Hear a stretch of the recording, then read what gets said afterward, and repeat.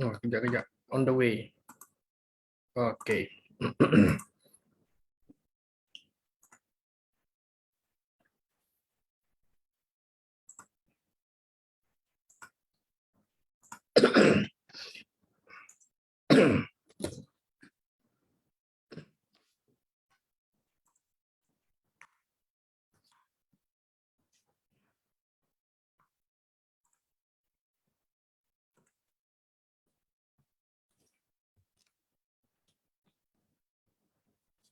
Bismillahirrahmanirrahim. Assalamualaikum warahmatullahi wabarakatuh. Innal hamdalillah nahmaduhu wa nasta'inuhu wa nastahdihi wa nastaghfiruh wa na'udzu billahi min syururi anfusina wa sayyiati a'malina. May yahdihillahu fala mudhillalah wa may yudlilhu fala hadiyalah. Asyhadu an la ilaha illallah wahdahu la syarikalah wa asyhadu anna Muhammadan abduhu wa rasuluh amma ba'd. Tuan-tuan dan puan-puan, muslimin dan muslimat yang dirahmati Allah sekalian, alhamdulillah malam ini Allah izinkan untuk kita bersiarat. Minggu lepas saya ada bengkel di Sepang.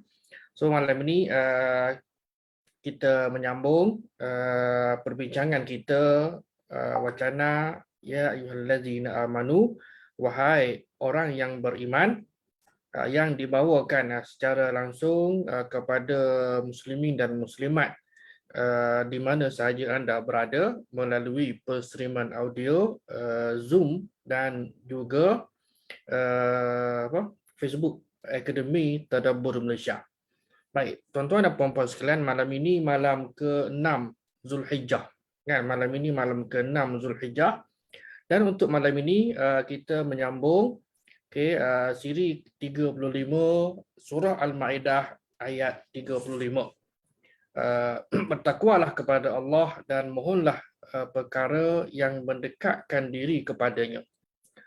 Qala Allahu azza wa jalla fi kitabil aziz, firman Allah Subhanahu wa taala dalam Al-Quran ayat 35.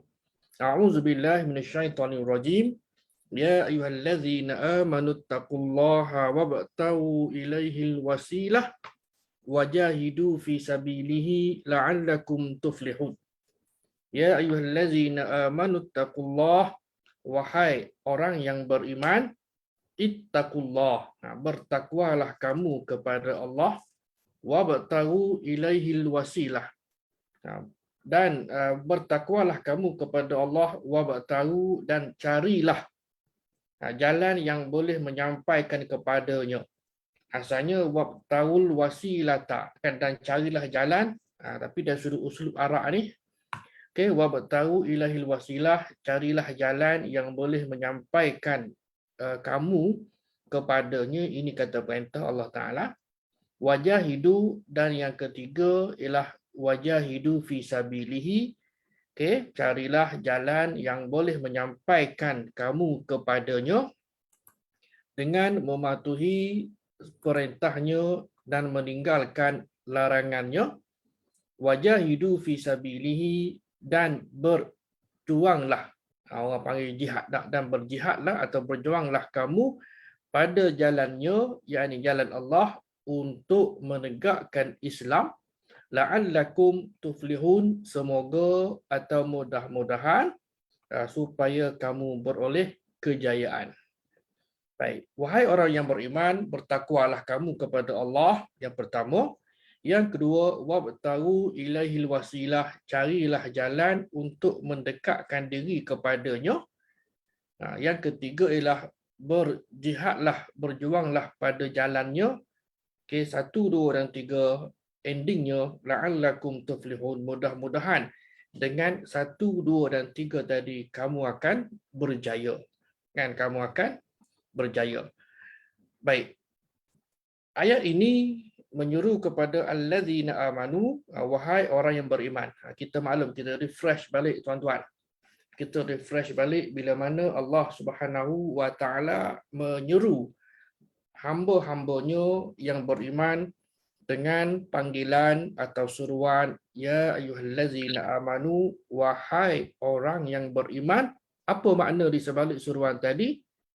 Artinya ada tanggungjawab yang mesti dilaksanakan oleh mereka. Siapa mereka? Adakah kita termasuk dalam kalangan allazina amanu? Tepuk dada tanya, iman. Aku ni kan orang yang beriman ataupun tidak? Baik, jadi Allah menyeru kepada orang yang beriman kerana di sebalik ungkapan atau suruhan orang yang beriman ini sudah tentulah ada tugas yang kena buat.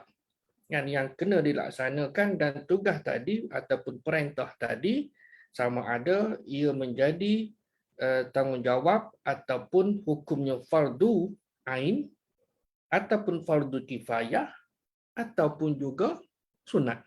Tengok kepada keadaan ini diperjelaskan oleh ulama-ulama di dalam memperhalusi setiap ayat yang berkaitan dengan seruan ya ayyuhallazina amanu. Walaupun ia kata perintah kan, tapi tidak semua yang berupa wajib dilaksanakan. Ada kalanya sunat kan, dan juga amat digalakkanlah. Baik. Jadi 3 perkara tadi ialah untuk mencapai al-falah kan, la'allakum tuflihun, mudah-mudahan kamu beroleh kejayaan kan, iaitu al-falah kan. Macam apa muazzin lah, Bilal, hayya 'alal falah kan, marilah menuju kepada kejayaan. Jangan dibaca dengan hayya 'alal falah. Kalau ada alif lam artinya al-falahu jadi peladang kan. Baik. Jadi bagi mencapai kejayaan, kebahagiaan di dunia dan di akhirat. Sebab hidup kita bukan dunia sahaja, dunia hanya sekadar persinggahan. Kan, R&R, tempat transit. 3 perkara tadi ialah bertakwa kepada Allah, yang kedua amal soleh, yang ketiga berjihad di jalannya. Baik, tuan-tuan yang dimuliakan Allah sekalian, okey, kita tengok yang pertama. Walaupun ayat ini ringkas, kan? Ringkas saja dak, ya ayyuhallazina amanu ittaqullah wabtagu ilaihil wasilah wajahidu fi sabilihi la'allakum tuflihun. Tapi dari sudut makna memang cukup syarat. Baik. Yang pertama ialah bertakwa kepada Allah. Kita maklum apa itu takwa. Dan takwa ialah ibarat kata yang biasanya apa? Biasa mungkin kita ingat masa bulan Ramadan je lah. Tak, biasa orang kita ni. Kan, iaitu ibaratnya apa? Berjalan daripada surau ataupun masjid ataupun di mana sahaja kita berjalan, telapak kaki kita ni tidak luka. Artinya berhati-hati dalam menjalani kehidupan dunia. Dalam erti kata mematuhi, melaksanakan segala arahan Allah, dan masa yang sama tinggalkan segala larangan.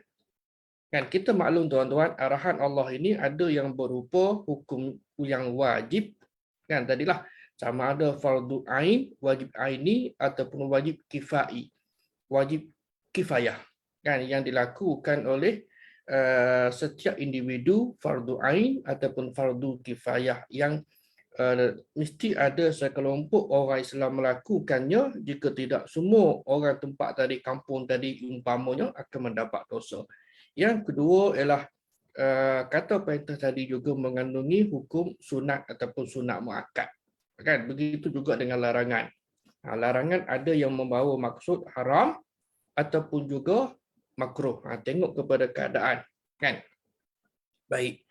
Takwa kita maklum sebaik-baik bekal. Bagi orang mukmin, sebagaimana Allah sebutkan dalam surah Al-Baqarah ayat 197. A'udzubillahi minasyaitonirrajim. Al-hajju ashhurum ma'lumat. Ini cerita bab haji. Sekarang musim haji. Dan al-hajju ashhurum ma'lumat. Haji itu maknanya masa mengerjakan ibadah haji itu ashhurum ma'lumat. Beberapa bulan yang maklum atau diketahui.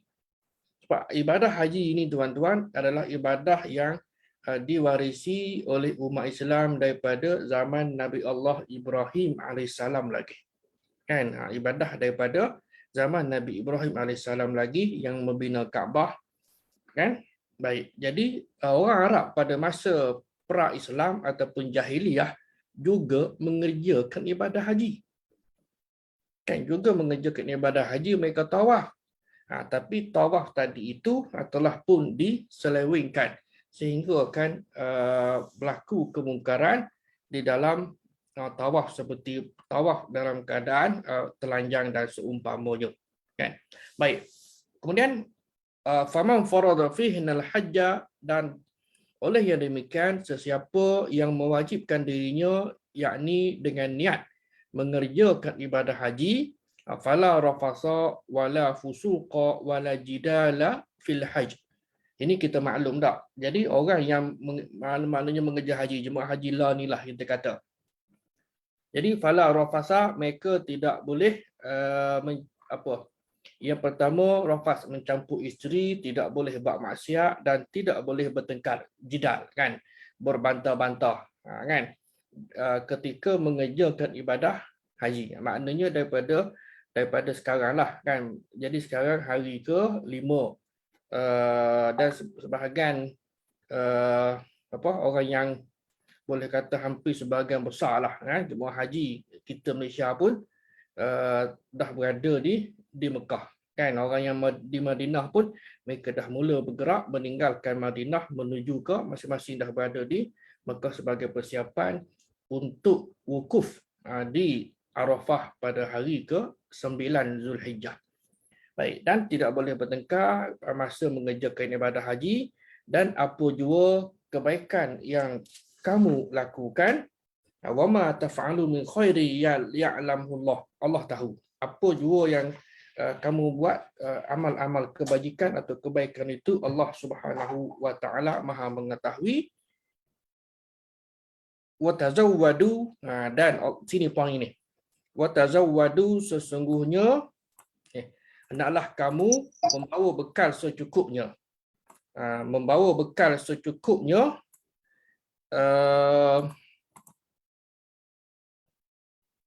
Watazawwadu, hendaklah kamu membawa bekal secukupnya. Fa inna khairaz zad at-taqwa. Fa inna khairaz zadi taqwa, dan sebaik-baik bekal itu ialah at-taqwa. Apa makna taqwa dalam konteks ayat ini? Kan? Baik, memelihara diri dari keaiban meminta-minta sedekah ketika berada di Mekah ataupun di Haram. Wattaqullah, wattaqun ya ulil albab. Dan Allah kata lagi, bertakwalah kamu ya ulil albab, wahai orang yang ada akal, yakni yang dapat memikir dan memahaminya. Baik. Surat ini menjelaskan bahawa Allah Subhanahu wa taala mengingatkan hamba-Nya mengenai bekalan yang abadi, iaitu takwa. Bekal ni semua orang tahu tak? Bekal ialah maknanya dalam perjalanan kita nak ke mana kan?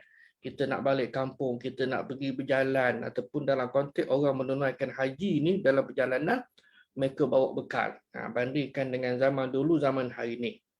Bekal apa dia? Selain daripada pakaian secukupnya, selain daripada makanan secukupnya, duit dan apa juga keperluan semasa berada di suatu tempat, dan dalam konteks ini adalah di Mekah.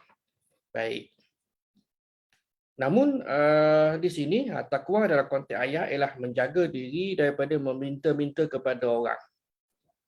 Ini di masa dulu-dululah kan, maknanya orang dulu ni dulu biasa saja tak nak pergi haji, okey, naik kuda, naik unta, pergilah kan, duduk di mana pun. Hari ni tak boleh tak, kita ada duit pun belum tentu lagi dapat mengerjakan ibadah haji, kerana mesti ada apa kita kata permit tak kan, ataupun kebenaran daripada pihak berkuasa, sama ada pihak berkuasa kerajaan Saudi dan juga Malaysia dan sebagainya lah. Namun dalam konteks yang lebih luas lagi, kita dapat fahami bahawa khairuz zad at-taqwa, bekalan ini ialah sebagai satu cara kehidupan yang patuh sepenuhnya kepada perintah dan larangan Allah Subhanahu wa taala. Sebab takwa, kita jangan terjemahkan takut. Biasa ittaqullah, takutlah kamu kepada Allah. Memanglah satu sudut maknanya takut, kan takut dari takut apa dia? Takut kepada azab. Tapi kalau diterjemahkan takwa itu dalam erti kata melaksanakan segala tuntutan dan meninggalkan segala larangan, itulah dia orang yang benar-benar bertakwa. Kita cek semok diri kita. Kan? Dalam 10 pertama Zulhijjah ini disebutkan bahawa kita baca dalam surah Al-Fajr, wal fajri wa layalin ashar, demi waktu fajar dan demi malam yang 10 ataupun demi hari yang 10. Sebahagian imam seperti Imam Ibnu Jarir At-Tabari dan juga Imam Ibnu Katsir, dia kata 10 hari yang dimaksudkan ini adalah 10 hari Zulhijjah. Kan 10 hari pertama Zulhijjah adalah hari-hari yang terbaik berbanding dengan hari-hari yang lain. Kan, dan ada pendapat yang kedua pula yang mengatakan bahawa 10 hari yang terbaik adalah 10 Zulhijjah, ini 10 pertama Zulhijjah, manakala malam pula adalah malam terakhir min Ramadan, daripada bulan Ramadan. Apa pun kan, sekarang ini kita lipat gandakan usaha kita. Mengapa? Kerana Imam Ibn Hajar Al-Asqalani ada menyebutkan bahawa justifikasi lebihnya 10 pertama Zulhijjah ini kerana terkumpul padanya solat dua-dua ada, puasa dua-dua ada, kan, sedekah dua-dua ada. Yang tidak ada pada Ramadan adalah haji, dan Zulhijjah ini ada ibadah haji. Maka di situlah lebihnya 10 pertama Zulhijjah daripada 10 terakhir Ramadan. So sekali lagi saya ingatkan diri saya, kan, kita pakat-pakat beramal, kan, mudah-mudahan kita akan dapat ganjaran yang diberikan oleh Allah Subhanahu Wa Taala. Baik, tuan-tuan yang dimuliakan Allah sekalian, malah kita ambil sampel lah, tak? Kita ambil sampel Allah Subhanahu Wa Taala, dia bagi contoh, kan, dalam ini contoh hidup lah, kan, dalam Al-Quran terdapat beberapa kisah dan seperti kisah Nabi Yusuf, ada juga kisah Nabi Musa. Dalam kisah Nabi Yusuf ini Allah memperlihatkan betapa Nabi Yusuf alaihissalam itu tetap teguh jaga iman daripada digoda oleh wanita isteri kepada seorang penguasa Mesir ketika itu. Ini kita maklum tak, kan, cerita yang viral lah daripada zaman berzaman ni, yang wanita tersebut adalah nama Zulaikha. Kan ada beberapa nama, Zalikhah, Zulaikha, Zulaikhah. Semuanya tadi adalah daripada riwayat Israiliyat.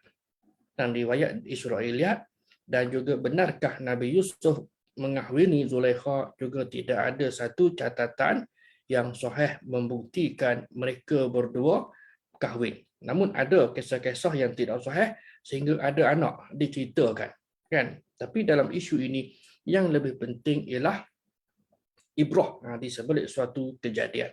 Baik, dalam isu ini Allah Subhanahu Wa Taala cerita, wa rawadathu allati huwa fi baitiha ala nafsihi wa ghallaqatil abwaba wa qalat haytalak qala ma'adzallah innahu rabbi kan ahsana maswai innahu la yuflihuz zalimun.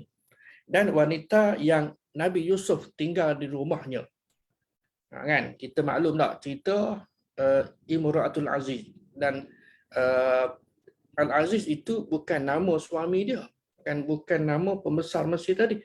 Al-Aziz merujuk kepada orang yang berkuasa. Tapi dia bukan raja yang paling top lah macam Firaun. Tak, mungkin dia ni apa kita kata, governor ke, ataupun juga macam DO, kan, district officer ke, wallahu a'lam. Tapi Al-Aziz ini adalah antara orang yang berkuasa di bumi Mesir ketika itu. Baik.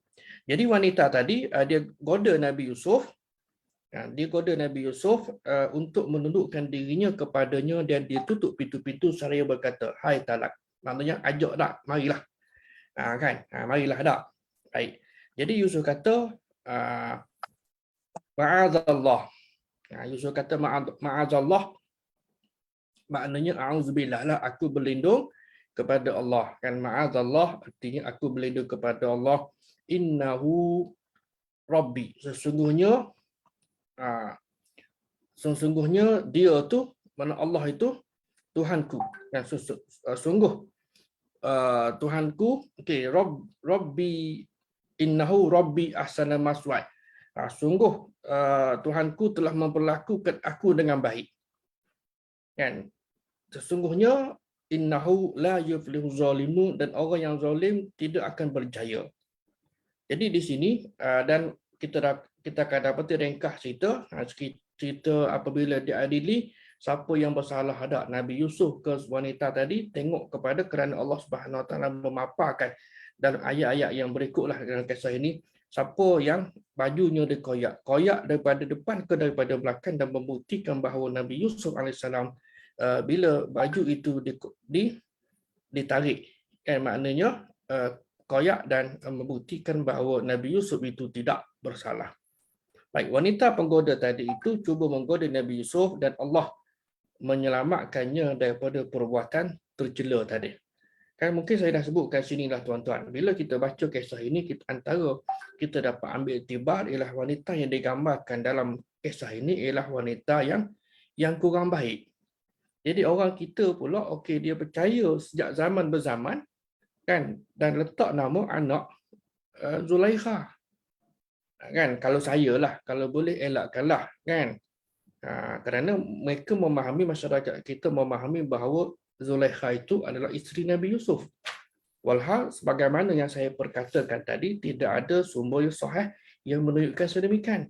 Dan bila kita baca bahawa wanita ini adalah bersifat penggoda, maka sebaik-baiknya elakkanlah untuk meletakkan nama anak, kan, dengan nama tersebut, kan, begitulah. Baik, berkat keteguhan kemantapan iman Nabi Yusuf alaihissalam, Allah bagi pahala yang besar kepadanya sebagaimana disebutkan dalam Al-Quran. Dalam ayat 90, qalu a innaka la anta Yusuf, mereka kata apakah kamu ni benar-benar Yusuf? Betul tak kamu ni kan Yusuf tak? Qala ana Yusuf. Maka nak kata Nabi Yusuf, betul lah aku ni Yusuf, wa haza akhi, ni akhi. Jadi di sini dia tak cerita siapa, Allah tidak cerita siapa akhi ni, saudara kepada Nabi Yusuf, kan. Dalam riwayat yang lain, mana dalam tafsir ada menyebutkan bahawa akhi yang dimaksudkan di situ adalah saudaranya, iaitu saudara seibu, kan. Dan sebab apa? Sebab mereka ni adalah daripada 2,000 dah. Nabi Yaqub ada 2 isteri yang pada masa itu syariat mereka membenarkan untuk pasangan adik-beradik dijadikan sebagai pasangan. Mula-mula dia kahwin dengan adik dulu, kemudian bawa kahwin dengan kakak lah. Baik. Jadi haza akhi, ini saudara aku. Kan? Baik, qad manallahu alaina, sesungguhnya Allah telah kurniakan kepada kami, innahu man yattaqi. Baik, tengok sini. Sesungguhnya siapa yang bertakwa, kan, siapa yang bertakwa, wa yasbir, dan siapa yang sabar, fa innallaha, sesungguhnya Allah Subhanahu wa taala itu la yudhi'u ajrul muhsinin. Sesungguhnya Allah tidak mensia-siakan pahala orang yang berbuat baik. Kan, siapa yang bertakwa, siapa yang sabar, kan, Allah tidak akan sia-siakan pahala orang yang buat kebaikan. Memang kita maklum tuan-tuan, cakap madah sabarlah, kan, sabarlah dah. Bagaimana kita nak minta sabarlah kepada penduduk di Mukim Kupang ke, contohnya sabarlah pak cik, sabarlah bang, kan. Dia kata kamu boleh lah sebut, hang boleh lah sebut tak, kan, tapi kami yang menanggung, kan. Memanglah betul, tidak semudah itulah ungkapan atau ucapan yang kita zahirkan, bersabarlah, betul. Tapi bila kita sendiri diuji, kita sendiri kena tingkatkan kesabaran dari masa ke semasa. Baik, perkara yang kedua, kita balik semula kepada ayat tadi, ya ayyuhallazina amanu taqullaha. Pertama, bertakwalah kamu kepada Allah. Yang kedua, wabtagu ilahil wasilah. Carilah, kan, ibtara ni carilah wasilah ataupun jalan, cara untuk sampai kepadanya, cara sampai kepada Allah. Jadi apa maksud? Dan apa maksud carilah jalan yang boleh menyampaikan kita kepada Allah Ta'ala? Dan tak lain tak bukan iaitu patuh perintahnya, tinggalkan larangan. Yang ni yang payah ni. Betul tak tuan-tuan? Kita bercakap mudah. Masuk yang bercakap pun samalah kan. Nak patuh perintah memang mudah kan. Tapi nak tinggalkan larangan memang agak payah kan. Memang agak payah. Jadi nak tak nak kita ni sendiri. Okey, mematuhi perintah. Perintah yang bersifat sunat lah kata. Okey, sunat untuk berpuasa pada hari-hari dalam 10 dalam 9 lah kan. Sebab 10 hari nahar itu Idul Adha itu kita diharamkan berpuasa. Maka untuk puasa sunat ni, puasa sunat, okey, kita nak sebagai satu cabaran. Besok hari Rabu, boleh tak nak puasa sunat besok Ustaz? Ambil atas dasar umum, kan? Bolehlah. Betul, kalau Khamis memang dapat dua lah. Pertama, sunat hari Khamis dan yang keduanya ialah sunat keumuman untuk melakukan ibadah puasa dalam 9 hari pertama Zulhijjah. Baik, apakah jalan atau wasilah? Wasilah ni kan sebagaimana kita dengar azan tak? Allahu Akbar kan, la ilaha illallah. Kemudian bila dengar azan, apa yang perlu kita jawab? Kita lakukan pertama, kita menjawab azan sebagaimana yang dilakukan oleh Bilal ataupun muazzin. Kemudian yang kedua ialah sallu alayya.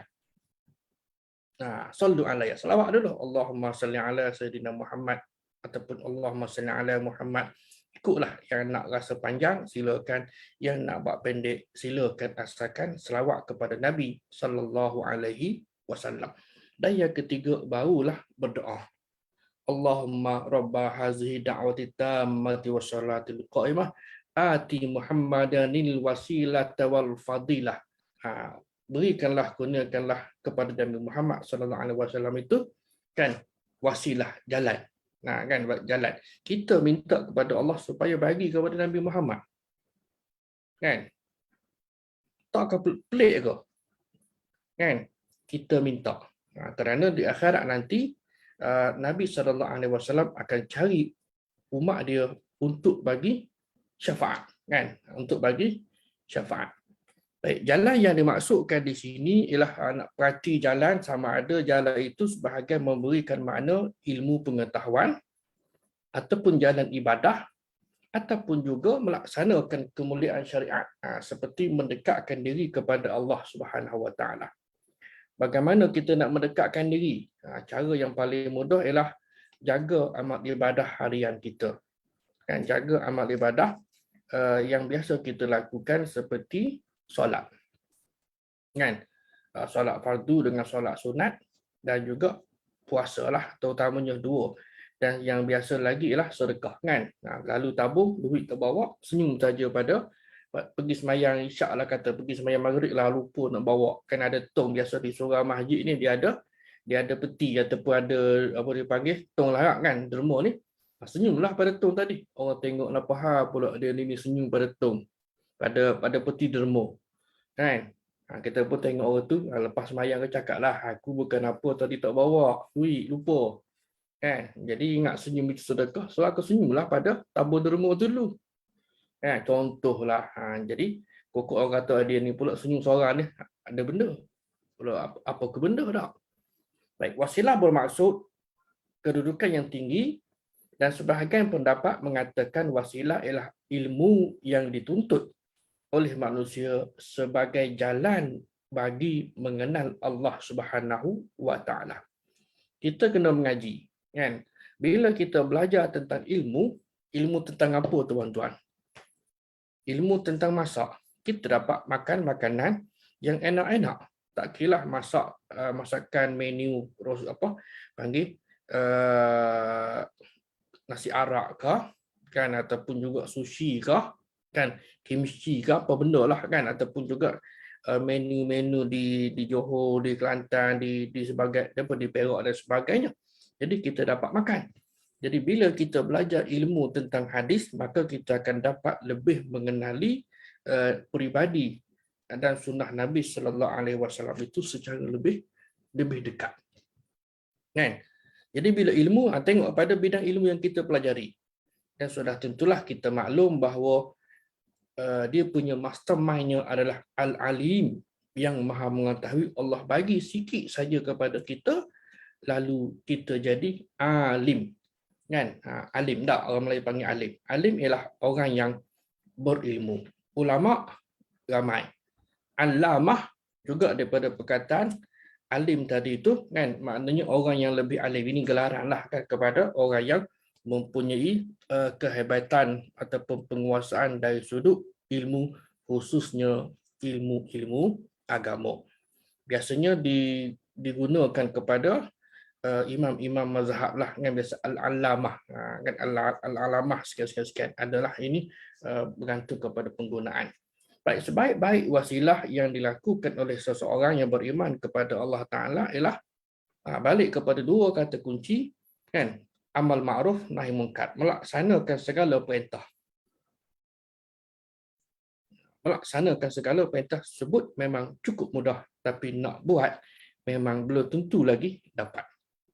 Yang saya selalu sebutkan, tak, kita nak jaga solat malam sekurang-kurangnya 2 rakaat, dan juga solat witir sekurang-kurangnya ataupun biasa kita buat adalah 3 rakaat. Itu nak maintain. Kan? Kalau orang yang tak buat, alhamdulillah, nak baca Quran, paling tidak berapa 10 ayat setiap hari, ataupun 1 muka surat, 2 muka surat setiap hari. Sebab WhatsApp kita boleh baca berjela-jela lah, punya 2 jam. Rela tak bergerak daripada kursi, duduk baca pun khusyuk. Ataupun orang yang jenis suka menonton, tengok TV, tak kira lah cerita apa pun, dia boleh duduk, kan? Kena dengan minat dia. Dan yang keduanya ialah beramal soleh. Amal soleh memang kita maklum, sebab amalan ini ialah amalan yang disyariatkan dalam agama. Kalau buat satu amalan yang mungkin pada rasa akal kita, pandangan kita baik, tapi ia tidak disyariatkan dalam agama, maka kita bimbang bahawa amalan tadi adalah amalan sia-sia sahaja. Sebab apa? Sebab apa, tuan-tuan? Jadi, amalan yang tidak disyariatkan dalam agama. Contohlah kata puasa. Kan, kalau bukan kerana besoklah kata, ataupun hari ini, hari Selasa, besok hari Rabu, kan, bukan berada pada bulan Muharram ataupun pada bulan Zulhijjah, let's say kita kata bulan Syawal, kan. Syawal ada puasa 6 tak? Tapi kalau puasa hari Selasa, hari yang tidak disyariatkan berpuasa sunat. So kita bimbanglah, mana hukumnya harus, bila harus adalah zero value, kan. Apakah berdosa? Tidak berdosa, kan, tapi bukan puasa sunat. Kalau kamu kata puasa sunat pada hari Selasa, tidak ada nas menunjukkan bahawa disunatkan berpuasa pada hari Selasa ataupun pada hari Rabu. Tak boleh kita kata saya nak puasa sunat pada hari Selasa, saya nak puasa sunat pada hari Rabu. Nampak amal soleh, tapi amal tadi, kan, dia akan jadi sia-sia. Takkanlah sia-sia saya puasa. Tak, sebab amal ini, kan, mestilah ittiba', mestilah follow sebagaimana yang disyariatkan dalam agama, barulah dia akan pergi kepada next step, iaitu dia akan menjadi amal soleh, dan pelakunya insya-Allah akan jadi orang yang baik, orang yang soleh. Bukan namanya saleh. Kalau tidak, tak jadi, dia akan refleks, kan, dia akan refleks, nampak macam amal sunnah, tapi sebenarnya sebaliknya. Itulah yang kita bimbang. Kan? Kita bimbang sebab apa? Sebab amalan yang disyariatkan dalam agama, ibadah yang disyariatkan dalam agama, cukup mudah, cukup simple. Jangan kita sekali-kali menuntut tambah ibadah yang kita rasakan boleh. Contoh lagi lah, ada saya terbaca dalam Facebook 2-3 hari lepas, kan, ini seorang ustazah selebriti, dia sebut, kan, okey, dalam page dia, okey, puasa hari 8 Zulhijjah tarwiyah. Saja aku puasa sunat hari tarwiyah. Kan, saya tanyalah seorang senior saya yang belajar di Al-Azhar dulu, dia memang bidang syariah, kan, kepakarannya. Saya tanya ada ke tidak puasa hari tarwiyah ni. Sajalah, memang tahu dah, cuma nak reconfirm. Dia kata tidak ada. Habis kita nak niat apa ni kalau tuan-tuan? Nak puasa hari Jumaat ni. Kan? Saja ke puasa hari Jumaat lah. Kan? Maknanya atas dasar keumuman puasa yang berada dalam 9 hari pertama Zulhijjah. Kan? Itu sahaja. Dan yang paling penting ialah puasa sunat pada hari Arafah. Kerana Yaumul Arafah ini, puasa sunat hari Arafah ini ialah mudah-mudahan orang yang berpuasa sunat pada hari Arafah itu dia akan dapat keampunan kan setahun sebelumnya dan setahun semasa. Mana 2 tahun dia akan dapat keampunan dosa. Kan? Siapa nak dan siapa tak nak. Rugilah kalau orang yang mensia-siakan. So, maknanya daripada hari ini pun kita dah berazam dah niat. Tiba-tiba kalaulah tak diizinkan Allah juga, tiba-tiba ada keuzuran dan sebagainya, kan? Nak buat macam mana? Mudah-mudahan yang berniat ataupun yang berazam untuk berpuasa itu juga diberikan ganjaran oleh Allah Subhanahu Wa Taala. Kan? Kita niat dulu. Kan nak puasa dah hari Sabtu ni, walaupun mungkin ramai yang akan travel balik kampung. Kan? Jadi bila balik kampung dia kata ada rukhsah, ada kelonggaran untuk tidak berpuasa. Betul. Kan? Nak puasa silakan, tak nak puasa pun silakan, tidak ada masalah. Tapi bagi orang yang faham, rebutlah peluang yang datang hanya sekali setahun. Tahun depan belum tentu kita akan jumpa, dan kita duk mohon keampunan kepada Allah Taala ini kan setiap masa dan ketika belum tentu lagi Allah ampunkan, maka kita usahalah peluang yang besar ni untuk kita mohon kepada Allah supaya mengampunkan dosa-dosa kita. Dan dosa-dosa tadi adalah dosa kecil. Dosa besar tidak ada cara lain melainkan seorang itu bertaubat kepada Allah Taala. Baik, tuan-tuan yang dimuliakan Allah Taala sekalian, selain daripada amal soleh yang dilakukan, kan amal soleh ialah amal yang memang ada pensyariatannya dalam agama. Kan? Kalau ibadah khusus, memang dia memerlukan kepada nas yang khusus. Ada ibadah umum, misal kata kita berbuat baiklah wabil walidaini ihsana. Kan? Buat baik apa jua bentuk kebaikan kepada orang tua, kan dipersilakan. Kan? Tidak ada masalah, itu menggunakan nas yang umum sebab dia masuk dalam kategori muamalat ataupun ibadah umum. Tapi kalau ibadah khusus, maka dia perlukan kepada satu nas yang khusus yang menjelaskan perihal tata cara amalan tadi. Kan? Dia tak boleh nak ambil yang umum kan untuk nak diangkat tempel letak pada yang khusus. Itu orang panggil auta lah. Baik. Jadi selain daripada beramal soleh yang dilakukan dengan cara doa, dan ibadah kita ni tuan-tuan, kan, dan hidup kita seharian pun mula daripada kita jelek mata bangun pagi penuh dengan zikir dan doa.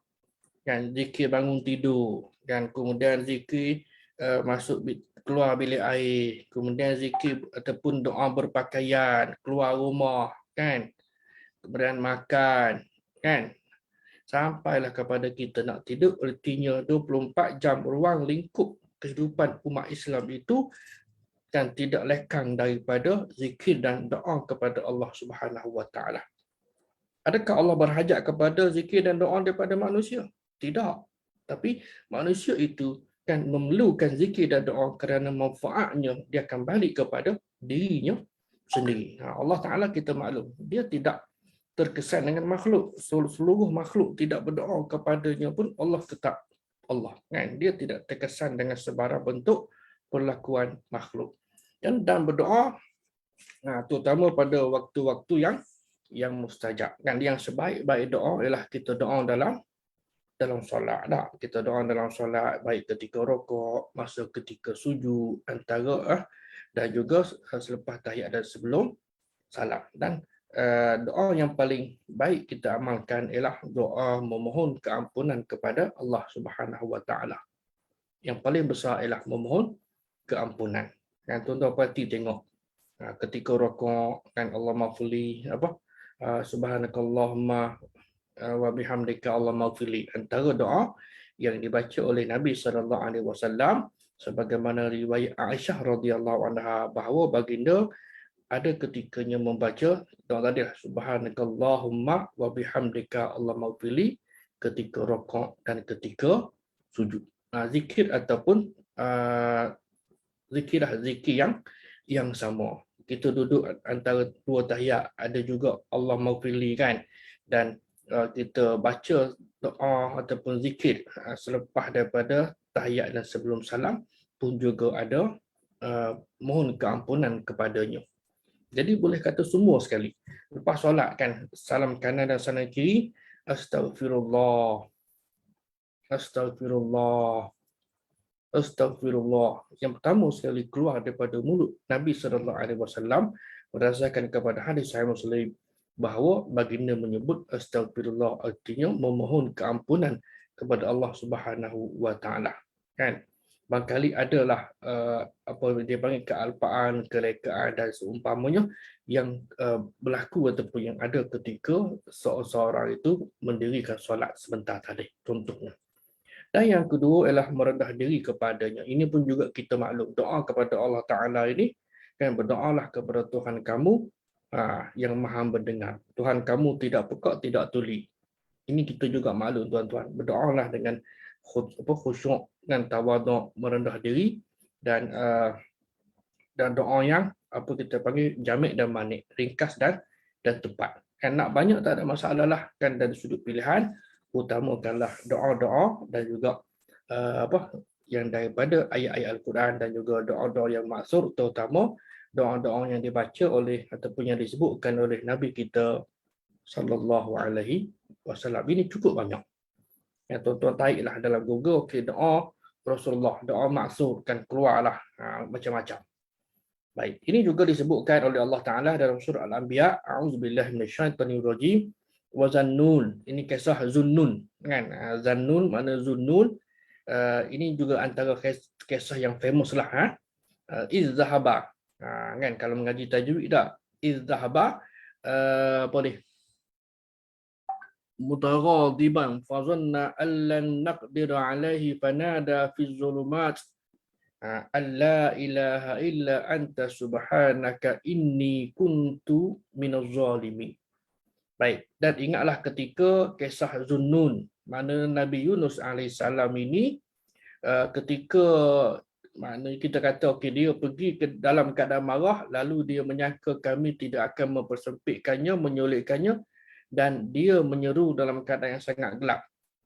Ini kisah Nabi Yunus kan, dalam perut ikan tak. Jadi fanada fi zulumat, dia menyeru, yakni berdoa dalam keadaan zulumat. Melayu panggil, orang Kelantan panggil gelap gelemat. Kan, zulumat. Baik. Dia berdoa dalam keadaan yang gelap gulita itu, kan, la ilaha illa anta, tidak ada Tuhan melainkan engkau ya Allah, subhanaka, ada terjemahannya di sini, bahawa tidak ada Tuhan selain engkau ya Allah, subhanaka, maha suci engkau, inni kuntu minaz zalimin, sesungguhnya aku ni termasuk dalam orang yang zalim. Maka apa kata Allah? Fastajabna lahu, maka kami perkenankan doanya, wa najjainahu, dan kami lepaskan dia, selamatkannya, minal ghammi, daripada kedukaan, wa kadzalika nunji, wa kadzalika nunjil mu'minin, demikianlah kami menyelamatkan orang yang beriman. Artinya antara yang dapat kita ambil daripada ayat inilah berdoalah, dan berdoalah dengan sungguh-sungguh, dengan penuh yakin, mudah-mudahan Allah Subhanahu wa taala memperkenankan doa kita. Dan yang satu lagi ialah wasilah, ini juga sebahagiannya menyebut tentang tawassul.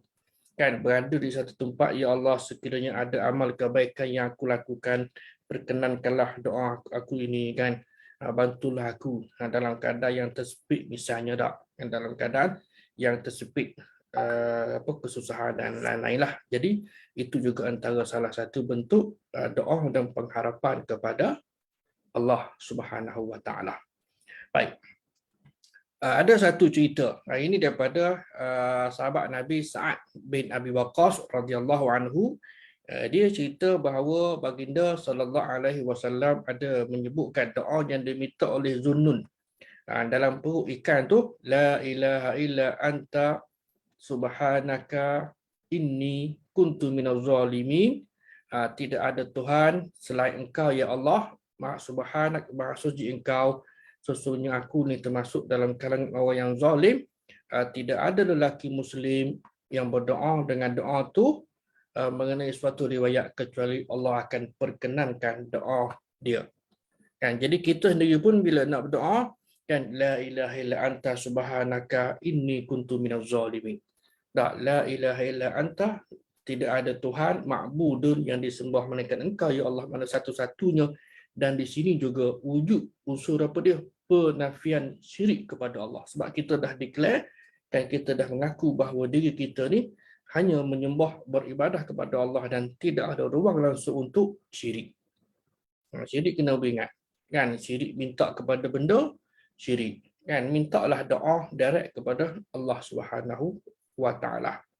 Tak nak jumpa orang alim, jumpa siapa-siapa boleh. Kan, ustaz, tok guru, siapa-siapa, tolong doakan untuk saya. Kan, dia doalah, ya Allah, kan berilah bla bla bla bla kan. Jadi mudah-mudahan Allah makbulkan doa orang yang berdoa kepada kita tadi umpamanya. Kita tak tahu dan kita pun biasa memang ini antara amalan kita tak tuan-tuan. Yang menjadi sebahagian daripada amalan kita berdoa kan tanpa diketahui oleh si fulan tadi. Takkan kita nak bagi tahu? Tak bagi tahu dah kan. Ya Allah, Engkau pemudahkan urusan adik-adik aku. Sebut nama satu-satu kan. Berilah ilmu kepadanya kan. Berilah begini kan kepada anak-anak saudara. Orang yang paling dekat dulu kan. Bukan kata orang yang jauh, yang paling dekat diri kita berdoa kepada Allah Ta'ala dengan menyebutkan nama kan mereka tadi. Mudah-mudahan Allah Subhanahu Wa Ta'ala memperkenankan doa kita. Kan? Dimurahkan rezeki, diangkat kesusahan dan pelbagai lagi doa yang kita boleh tengok orang tadi menghadapi situasi yang macam mana. Hari ini lagilah getir. Tak.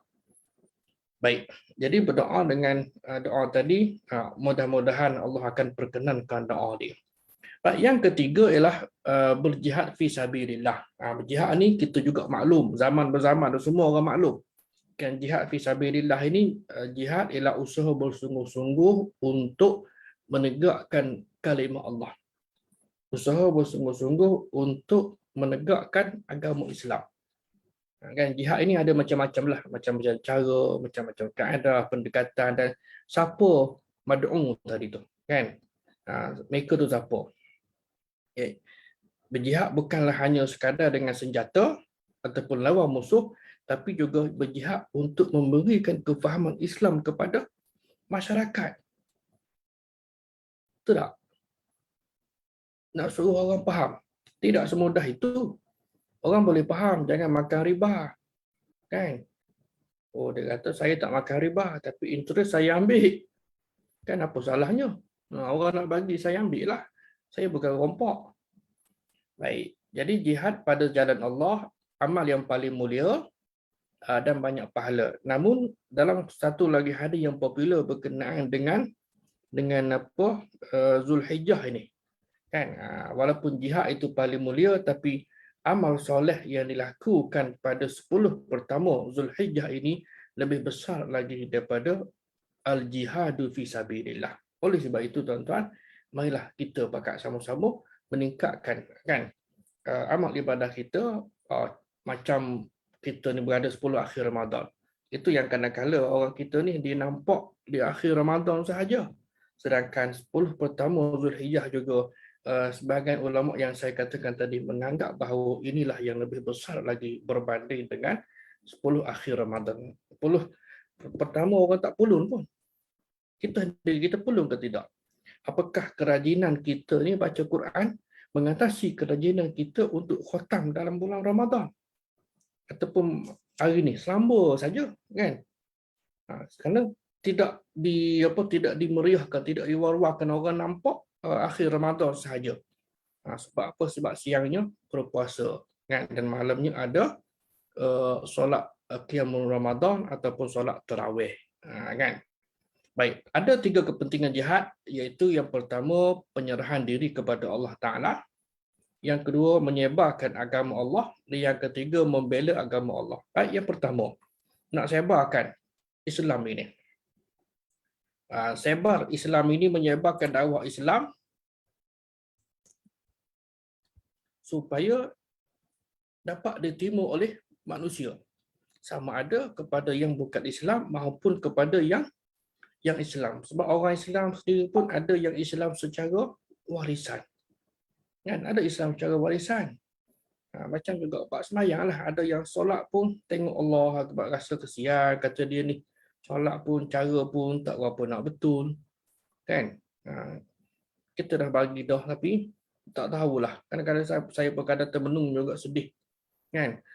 Soal solat dia terima ataupun tidak tu, itu cerita lain, tu dia dengan Allah lah kan. Tapi kita melihat tata cara pun perlu diperbetulkan, bacaan pun sama juga, apatah lagi kan kalau dia melibatkan aspek rukun qauli kan. Baik, Islam sebagai agama dakwah mengharuskan untuk melaksanakan dakwah agama kepada orang lain. Ini kita buat ikut kemampuan kita. Bukan hanya tugas ustaz saja dah. Semua kita lah, yang besar, yang kecil, yang tua, yang muda, ikut kesempatan. Kalau tak pun hari ini tuan-tuan, dalam medsos, dalam media sosial kan, posting je kan, dia punya poster yang mana-mana. Kan, terutama berkenaan dengan fadilat ataupun kelebihan mengerjakan amal soleh sepanjang 10 hari pertama ni, tuan-tuan post je, walaupun mungkin ayat yang sama, ataupun sebahagian orang dia mengambil dia copy je satu ayat Quran, ayat dan terjemahan, dia postkan saja. Saya pun ada jumpa, saya pun baca tiap-tiap hari. Maknanya alhamdulillah kan, adalah ganjaran pahala kepada si fulan yang melakukan amalan tadi, walaupun dia hanya berkongsi satu ayat dan terjemahan satu hari. Jangan pandang remeh. Kan, kerana dia dapat manfaat dan kita juga dapat manfaat. Kan? Bukannya kata okey, berjihad yang lebih besar lagi, betul lah. Kan? Baik, jadi seru manusia amar ma'ruf nahi mungkar. Ini juga adalah bergantung kepada kemampuan kita sendirilah. Baik, dan yang kedua ialah istislam, iaitu penyerahan diri kepada Allah Ta'ala.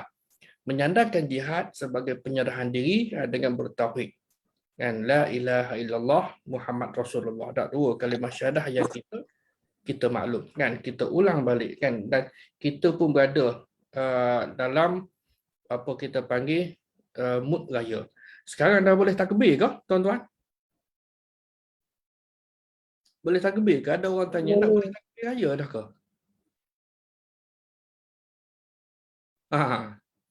Boleh takbir ke? Kan? Tak boleh Ustaz. Kan? Jadi biasanya takbir Aidil Adha ini ialah bermula selepas solat subuh hari Arafah kan. Hari Sabtu ni, jadi imam tu lepas sembahyang raya, lepas solat subuh boleh takbir kan, bukannya malam raya dah. Jadi lepas solat subuh hari ke-9 Arafah, hari ke-9 Zulhijjah, boleh dah kita takbir raya. Kalau Idul Fitri malam raya. Namun sebahagian daripada ulama mengharuskan untuk kita bertakbir apabila masuk sahaja Zulhijjah. Dan perihal takbir ni ada 2. Satu, takbir muqayyad, takbir yang diikat dengan waktu. Maksud muqayyad diikat dengan waktu ialah lepas solat. Kan, lepas solat diikat dengan waktu. Jadi lepas solat, sebagaimana kalau Idul Fitri, lepas solat maghrib, lepas solat isyak dan lepas solat subuh. Itu saja kan muqayyad. Adapun takbir yang kedua ialah takbir mursal ataupun takbir mutlak yang tidak diikat dengan waktu. Dan sebagaimana praktis yang dilakukan oleh beberapa orang sahabat Ibnu Abbas, Ibnu Umar kan, dan sebagainya pada Aidul Adha ini kan, ketika mengerjakan dalam proses mengerjakan ibadah haji, mereka pergi ke pasar-pasar di sekitar Mina dan sebagainya tadi itu, mereka bertakbir kan, bertakbir Allahu Akbar, Allahu Akbar, dan orang yang ada di kawasan pasar tadi turut melantunkan, melaungkan takbir, dan seluruh kawasan tadi bergema dengan lantunan takbir raya. Kan? Maknanya pada hari ke-9, 10, 11, 12 dan 13 Zulhijjah. Tapi kalau untuk yang daripada malam pertama Zulhijjah ini, ada juga pandangan, tapi kita tidak amalkanlah. Kan? Kita tidak amalkan. Ada kalau orang nak buat pun, ada ulama berpandangan sedemikian. Tapi kita ambil yang masyhur lah, iaitu mula daripada selesai solat subuh hari ke-9 Arafah. Hari 9, hari Arafah tadi tu, sama ada takbir muqayyad yang diikat dengan waktu, dan bila kita balik rumah ataupun orang nak travel pada hari itu dalam kenderaan pun boleh takbir. Boleh takbir. Kukuklah anak bini tanya, abang takbir apa, raya ke bang? Ya, takbir raya walaupun malam nanti malam raya, tapi hari ini hari Sabtu kan kita dah boleh untuk bertakbir. Itu beza. Baik. Kemudian yang ketiganya ialah membela agama Allah. Jihad juga dapat pertahankan Islam, merangkumi banteras sebarang gerakan. Sebarang tak kiralah apa ajaran, ke usaha, kerancangan yang nak memutabelikkan ajaran Islam yang sebenar melalui pelbagai aspek. Kan? Ataupun menghancurkan akidah orang Islam. Sama ada secara terang-terangan ataupun secara sembunyi-sembunyi. Terang-terangan orang tahulah, dan orang Islam ni dia takkan sembah patung, tapi kan secara tak langsung berlakunya bentuk pemujaan. Dalam permainan anak-anak kita tak, game. Saya dapat tahu game adalah hari itu beberapa saya Roblox apa benda ni lah kan, yang anak-anak kita, anak cucu duk main ni kan. Jadi lebih baik beringat.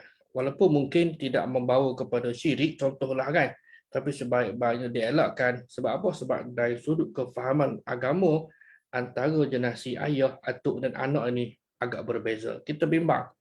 Generasi anak, generasi cucu yang longgar kefahaman dan ikatan agamanya, mudah untuk menerima apa jua nilai yang datang daripada barat yang memang bertujuan tidak lain dan tidak bukan untuk nak merosakkan umat Islam kan, dan juga agama Islam itu sendiri. Kita lebih macam itulah, akhirnya kita leka kan.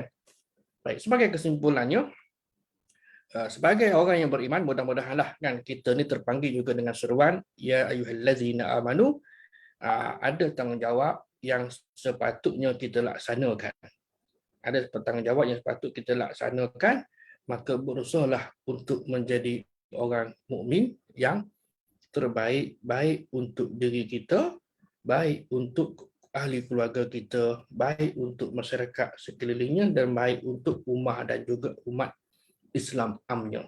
Maknanya itulah yang kita nak, supaya kita up daripada allazina amanu, naik satu lagi muslih, orang yang memperbaiki diri kan. Yang tiga ialah muhsin, yang keempat ialah muslih kan, untuk memperbaiki diri dan juga masyarakat sekitarnya, dan yang paling tinggi adalah muttaqi, orang yang bertakwa. Dia akan cover daripada bawah muslim, mukmin, muhsin dan muslih.